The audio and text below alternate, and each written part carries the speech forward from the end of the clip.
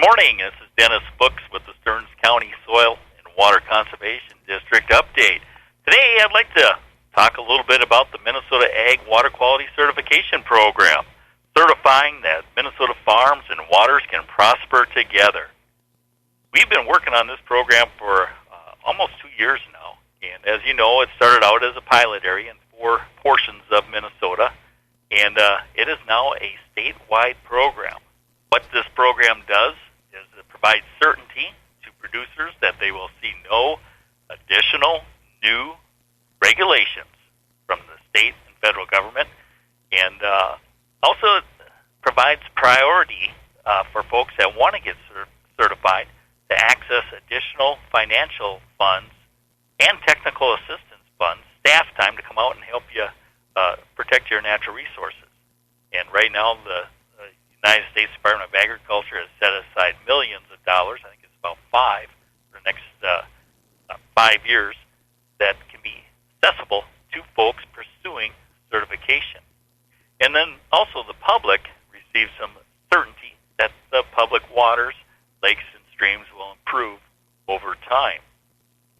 Now, some people ask, well, what about the guys that, we got the new buffer law. And like I said, we've been working on this program for almost a couple of years.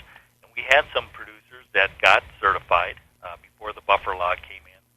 When was that? August 1st of this summer.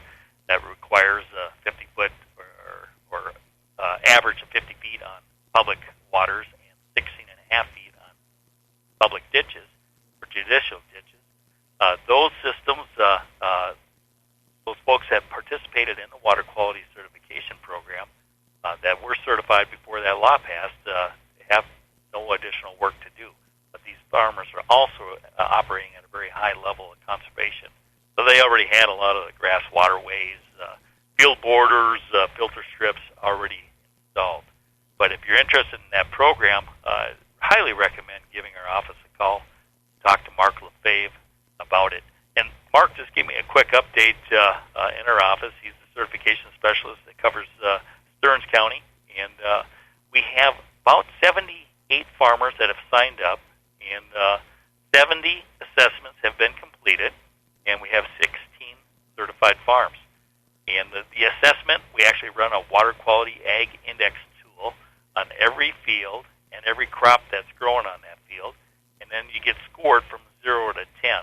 In order to get certified, you have to get 8.5 or higher, and it looks at how you're managing your manure, how much tillage you're doing, if you're following University of Minnesota recommendations for fertilizer applications, and then also if you got irrigation, make sure that you got you score higher if you're implementing water management and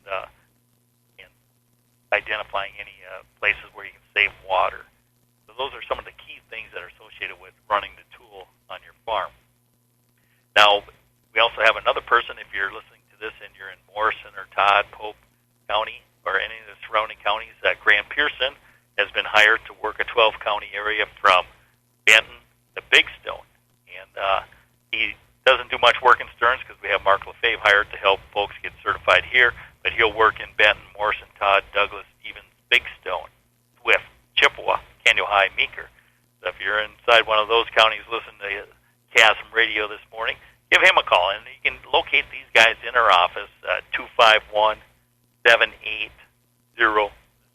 extension 3. Of course, we're at the 320 area code. So that's just a little bit about the Water Quality Certification Program.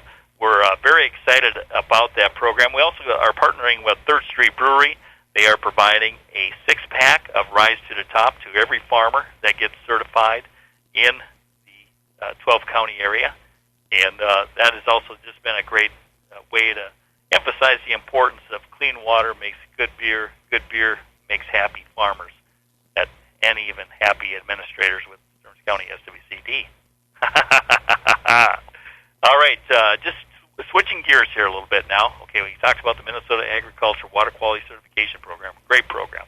But one of the things that hurts a lot of our farmers this far north in central Minnesota is the amount of tillage that we do. And one of the things that helps the score is if you introduce cover crops. Now, this isn't double cropping. It's just having something growing out in that landscape a little bit longer. And we have a tremendous amount of corn silage coming off of central Minnesota right now. The corn has moved along very quickly with some of the nice temps and wind that we had this past week. And what we'd like to see is either before or after you apply manure, inject manure, incorporate it, whatever, is to get some cover crop out there. If you want something that would die this fall with the freezing temps, oat would be a good cover.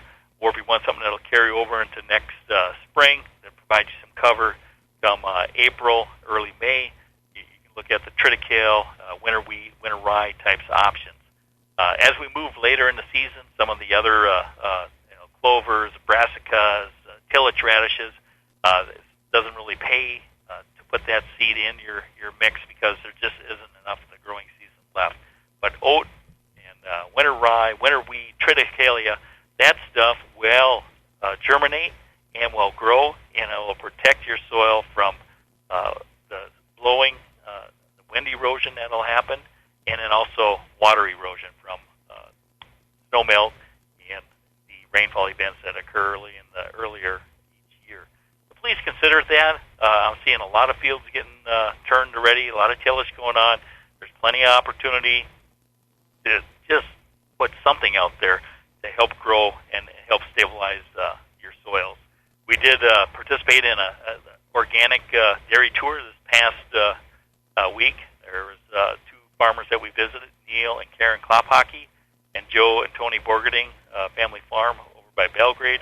Neil and Karen are just south of Melrose, and I got a chance to go out in Joe's field, and he's on the very clay, loam, prairie soils associated with that area north of Belgrade, not in the sandy Bonanza Valley, but in that more heavy prairie soil area.